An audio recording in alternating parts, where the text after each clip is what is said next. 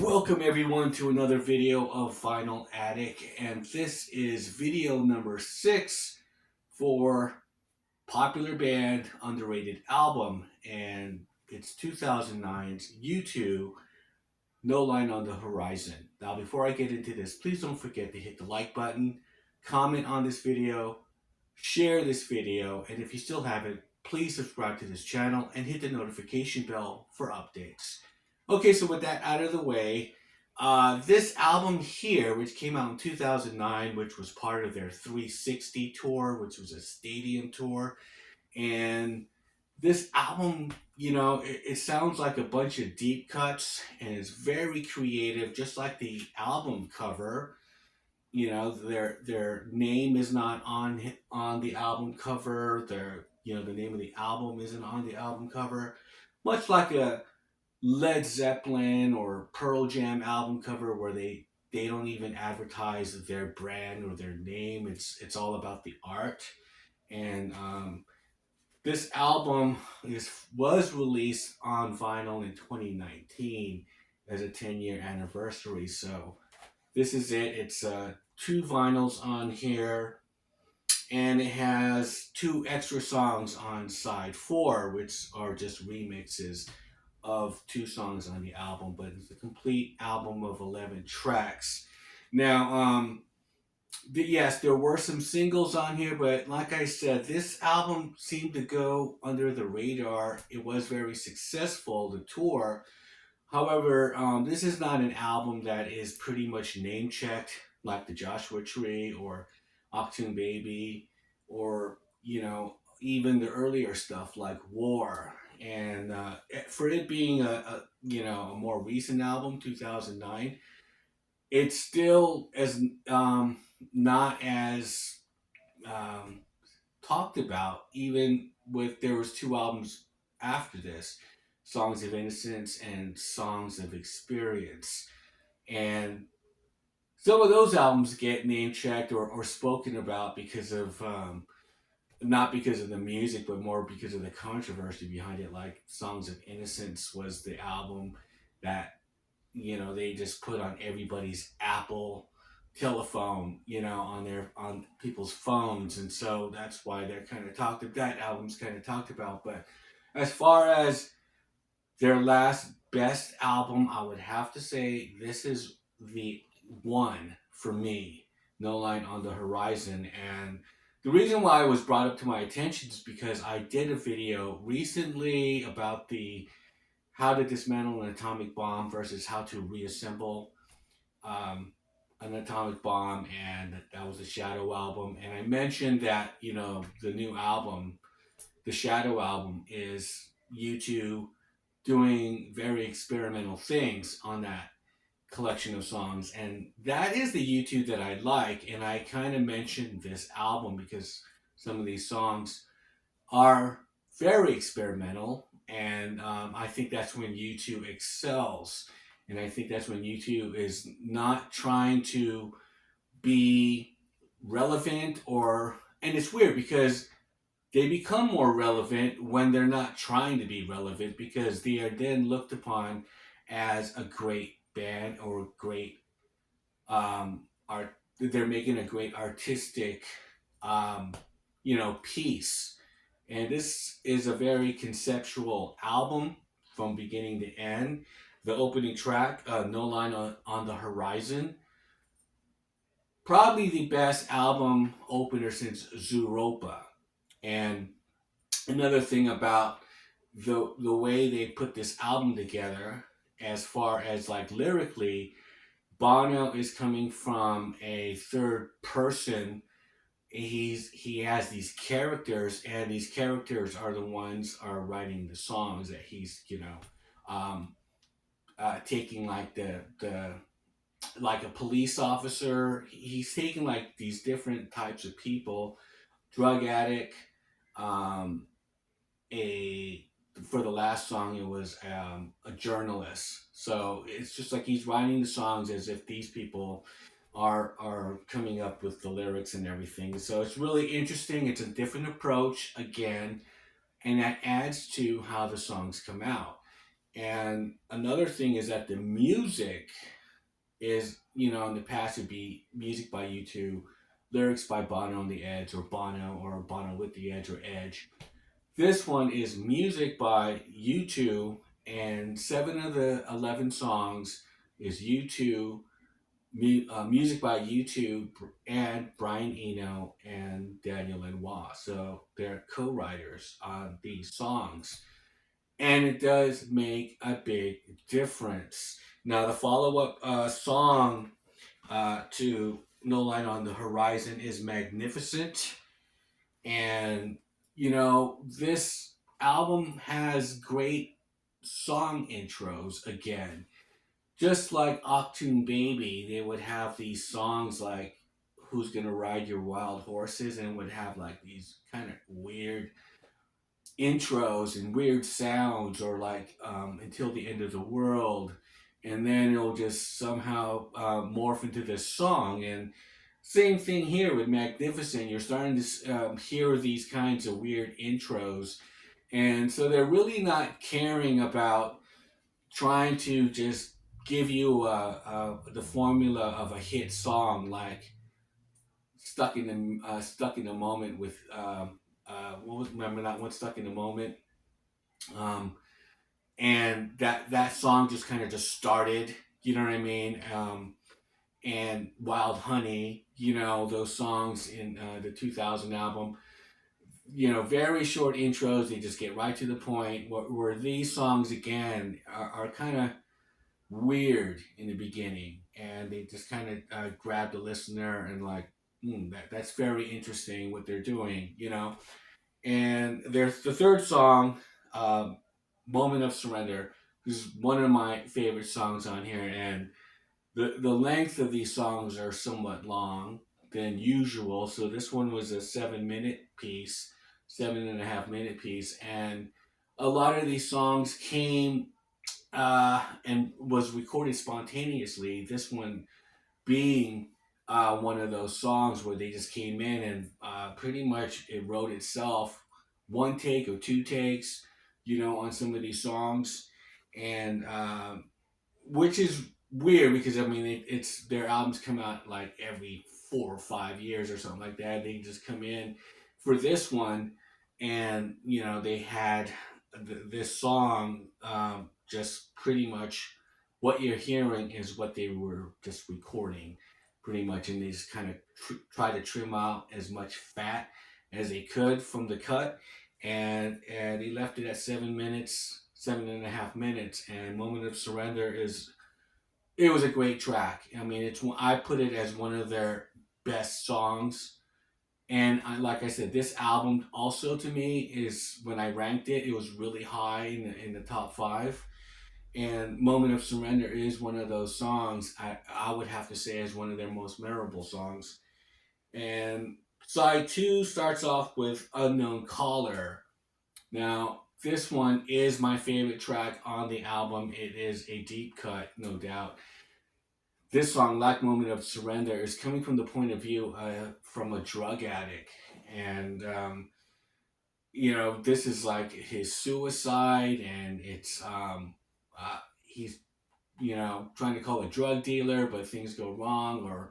And he brings up 333 in this song, and that's kind of like, going back to the cover all of the 2000 album, All That You Can't Leave Behind, where they're at the airport and it says Jeremiah 3:33, or you know what I mean. It was just that this scripture. So they're kind of throwing in little things like that. And this song, I mean, it's like another lengthy song. It's like 6.5 minutes, almost 7 minutes, and it has a really cool intro. It's very peaceful. You hear these chirping birds, and then it really is a song that takes the listener from one moment in it to another. To There's this break on here where they just have like French horns, comes into this Burt Bacharach thing, the nice organs, this kind of back and forth. Uh, backing vocal where they're just giving out commands, shush now, um, move to trash. It's just it's an interesting song, to say the least.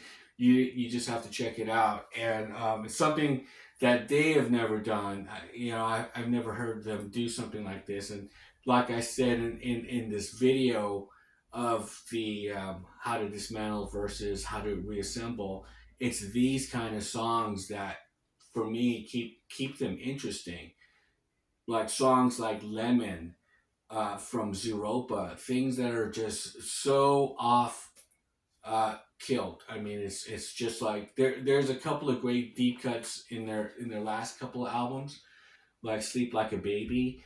However, this one would be probably the best deep cut that U2 has ever had.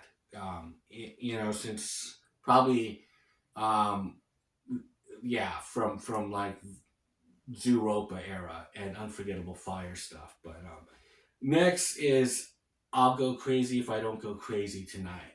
Now, this song I mentioned in another video, like Zooropa, for example. A lot of it is experimental, but then they'll have that one song that just very kind of, okay, that sounds like U2.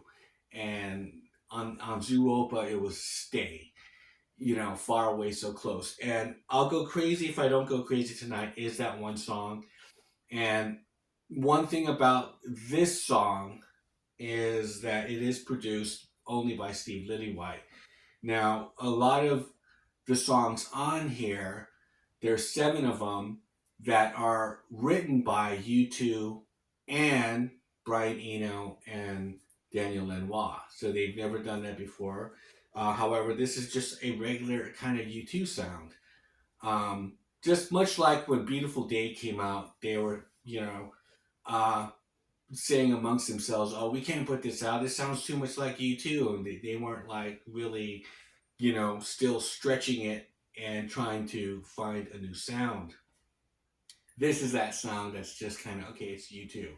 Now they do have a different version they played live on the 360 tour, and that is one of the extra tracks on side 4, which is the Rendanka's Kick the Darkness vocal version. Now that version comes in at 7 minutes and 25 seconds, and it's the version they played live. I thought that would have been better if they would have put that song as the version for the album as well. It would have just made the album from good, really good to really great, because it's just, that was probably one of the high points of that tour. The 360 tour was then playing that song "I'll Go Crazy If I Don't Go Crazy Tonight." And I mean, I remember when they played that live, I was just like, wow, this is really cool. After that, you got the lead-in single "Get on Your Boots," which for me wasn't really one of their best songs.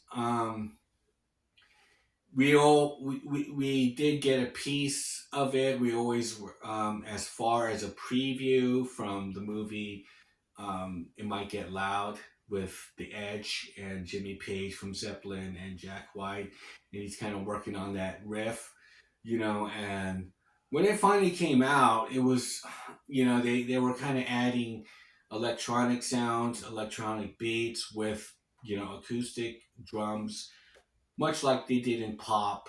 And I thought the theme of the song was, not my cup of tea. Edge was saying it is like a feminist kind of anthem, and I didn't really care much for it.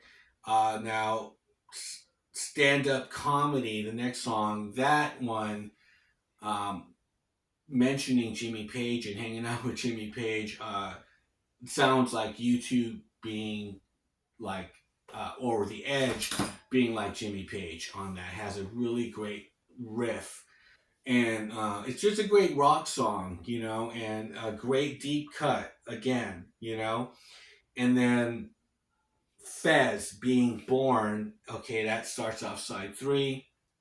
And that there's it's two tracks. Fez is like this weird kind of like instrumental piece, and here we are going again to like their passengers kind of thing, and they have like this, weird kind of avant-garde music, and then it goes into Being Born, which is, yeah, it is a really cool deep cut. No chorus, no nothing. It's just a continuation of pretty much. It seems like it's a to me a continuation of No Line on the Horizon. With in the background, you could hear a little Get on Your Boots. They're kind of like throwing in these little pieces from previous songs and kind of making it one concept, and that's where you could hear it kind of bridging it together.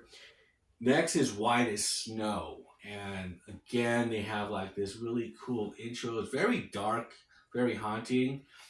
Now this song was written for the movie Brothers, which was a film with Tobey Maguire and Jake Gyllenhaal, and they instead used a song called "Winter" on that album, on the film. However, this song is written in the state of mind or from the point of view of Tobey Maguire's character, and it's about him and the brother, whereas Winter was just about Tobey Maguire and going to war and all this kind of stuff. They didn't put that song on this album, which was, I thought, a crime. I think that song, instead of Get on Your Boots, would have been a lot better. um, Edge said that it didn't fit the theme or it didn't feel right. But however, they do have this accompanying film called Linear, which Anton Corbin put together, which is 12 little short clips of the songs of the album, and Winter is on there, but I'll Go Crazy If I Don't Go Crazy Tonight isn't. So, how do you like that?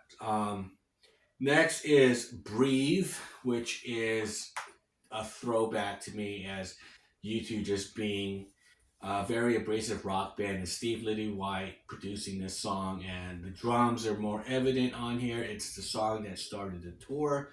In the beginning of the show, when the lights go down, Larry Mullen Jr. walks out and he gets behind his kit and he just starts playing the beat to this song, and that's the intro. Is this really cool kind of tom pattern he's doing, and great great rock song, one of their best ones. And then it ends with Cedars of Lebanon, where Bono is he is writing from the point of view as a journalist, reporting war in different countries and whatnot. And so it's one of the best album closers. This album is really short too.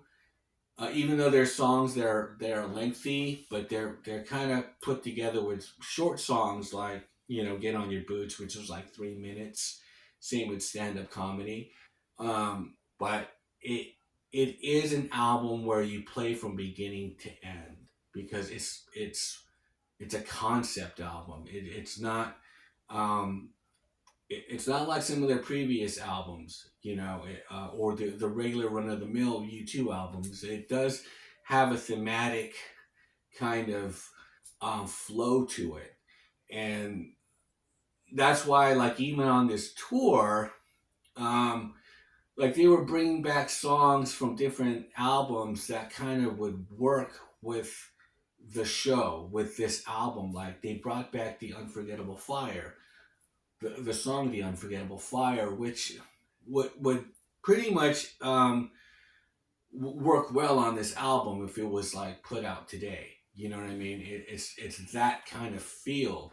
It's very thematic, very kind of epic. It's very um, cinematic. That's how I would say this album is.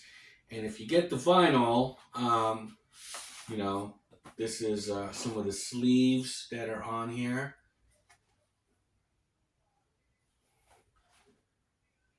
And that is kind of weird because this is like the Joshua Tree except it's the other way around but it has Bono and then there's the Edge and Adam in the back and Larry on the side. You know, kind of reminded me of that, except it's like a newer version of it, and has a little. This one has a little book with the lyrics and credits, the great photography. You know, and it just this kind of stuff right here just kind of adds to um, not only being a great vinyl record, however, it just adds to the listening experience.